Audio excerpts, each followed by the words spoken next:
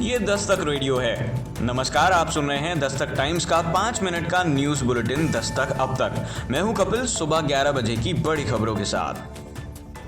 संसद परिसर में धक्का मुक्की, भाजपा के 2 सांसद जख्मी, राहुल पर केस दर्ज, कांग्रेस ने भी दी शिकायत। संविधान निर्माता डॉक्टर भीमराव अंबेडकर के अपमान पर सरकार और विपक्ष में चल रही तीखी जुबानी नोकझोंक बृहस्पतिवार को शर्मनाक धक्का मुक्की में बदल गई। संसद के प्रवेश द्वार पर भाजपा कांग्रेस के सांसदों के बीच धक्का मुक्की हुई। इसमें भाजपा के 2 सांसद प्रताप सारंगी और मुकेश राजपूत घायल हो गए, जिन्हें राम मनोहर लोहिया अस्पताल में भर्ती कराया गया।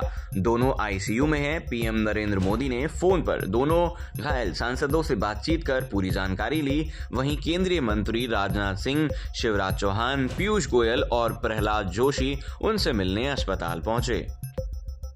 सभापति के खिलाफ अविश्वास प्रस्ताव का नोटिस खारिज। विपक्ष की ओर से राज्यसभा के सभापति जगदीप धनखड़ के खिलाफ दिए अविश्वास प्रस्ताव के नोटिस को उपसभापति हरिवंश ने बृहस्पतिवार को खारिज कर दिया। उपसभापति ने इस नोटिस को देश के दूसरे सर्वोच्च संवैधानिक कार्यालय और उपराष्ट्रपति के खिलाफ झूठी कहानी स्थगित करने का अनैतिक प्रयास करार दिया। उन्होंने कहा कि नोटिस के लिए जरूरी शर्तें भी पूरी नहीं की गई थी, जिसमें अविश्वास प्रस्ताव से पहले 14 दिनों की पूर्व सूचना की शर्त भी शामिल है।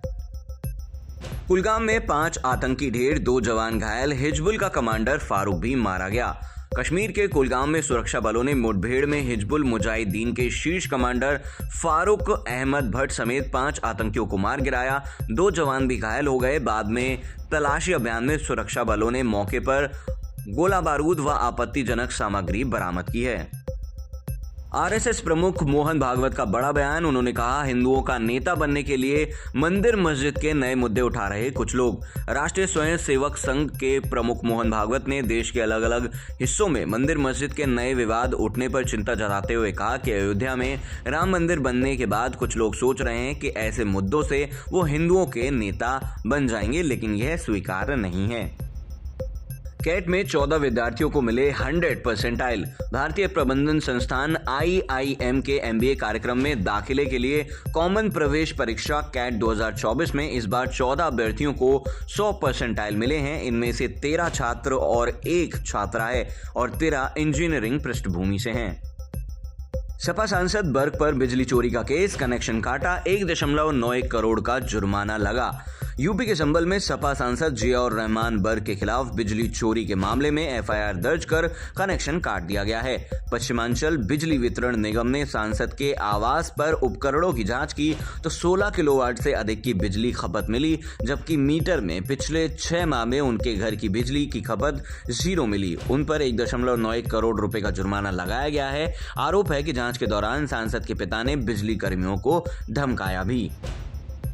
सुप्रीम कोर्ट का बड़ा बयान, कहा कानून का मकसद महिला कल्याण, पति को सजा देना नहीं। सुप्रीम कोर्ट ने कहा कि सख्त कानून महिलाओं के कल्याण के लिए है, ना कि पति को दंडित करने के लिए। शीर्ष अदालत ने कहा कि हाल ही में वैवाहिक विवादों से जुड़ी अधिकतर शिकायतों में दहेज उत्पीड़न, दुष्कर्म, अप्राकृतिक यौन संबंध और आपराधिक धमकी जैसे अपराध का एक साथ इस्तेमाल किया जा रहा है। इस प्रथा की कोर्ट ने कई मौके पर निंदा की है।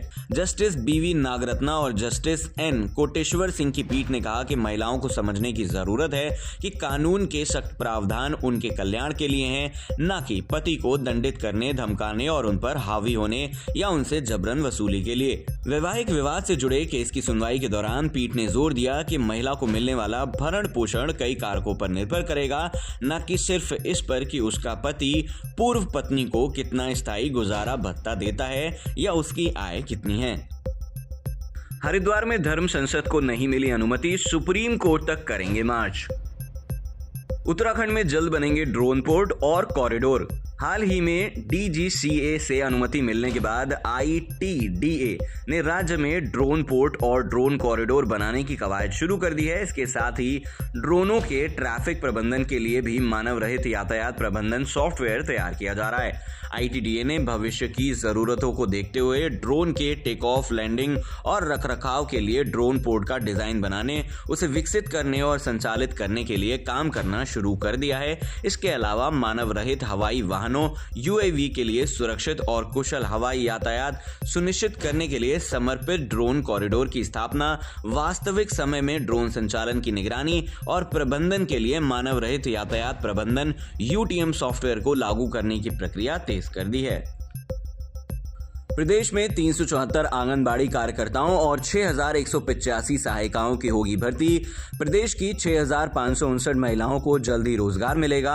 महिला सशक्तिकरण एवं बाल विकास मंत्री रेखा आर्या ने 374 आंगनबाड़ी कार्यकर्ताओं और 6,185 सहायिकाओं के खाली पदों पर भर्ती के निर्देश दिए हैं। अब 9वीं में छात्राएं नहीं पढ़ पाएंगी गृह विज्ञान, गणित होगा अनिवार्य। टेक ऑफ के दौरान गिर गया पायलट, एम्स भेजा गया। पैराग्लाइडिंग, एक्रो एंड SIV प्रतियोगिता में अभ्यास के दौरान एक पायलट घायल हो गया।